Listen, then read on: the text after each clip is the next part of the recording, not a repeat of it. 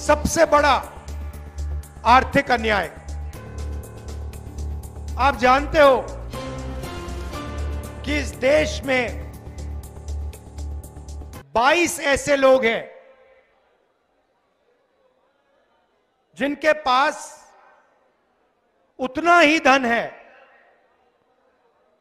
जितना हिंदुस्तान के 50% आबादी के हाथ में है।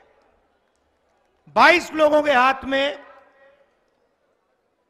उतना धन है जितना हिंदुस्तान के 50% के नागरिकों के हाथ में है।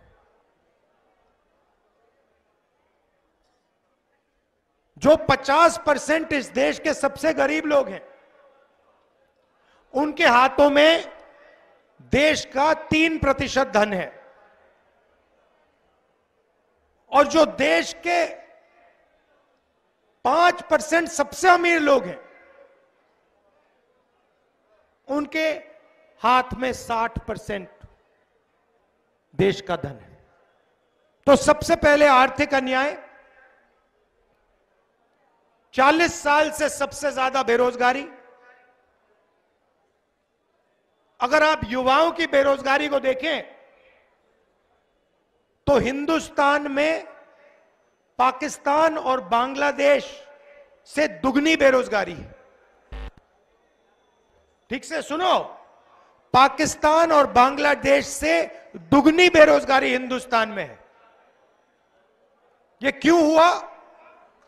क्योंकि नरेंद्र मोदी जी ने नोटबंदी की, जीएसटी लागू की, और जो छोटे व्यापारी हैं, जो छोटे कारखाने चलाते हैं,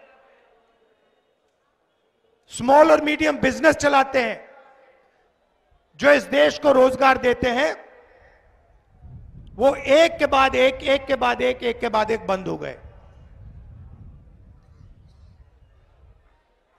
और अगर आज हिंदुस्तान की अर्थव्यवस्था को आप देखें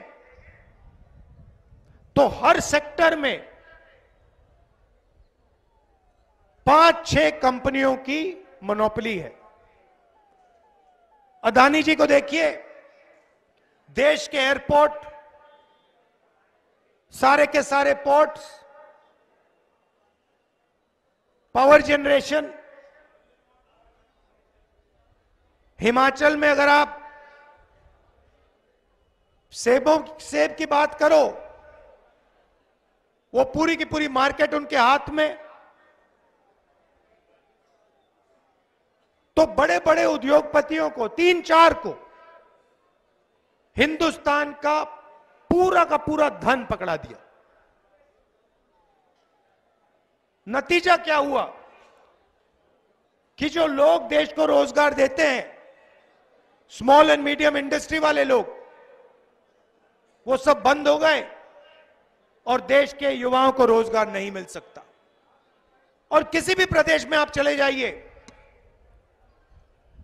आपको हिंदुस्तान के युवा सड़क पे भटकते दिखेंगे, बेरोजगार मिलेंगे।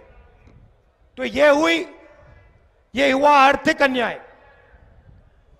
इसमें आप किसानों को भी जोड़ दीजिए।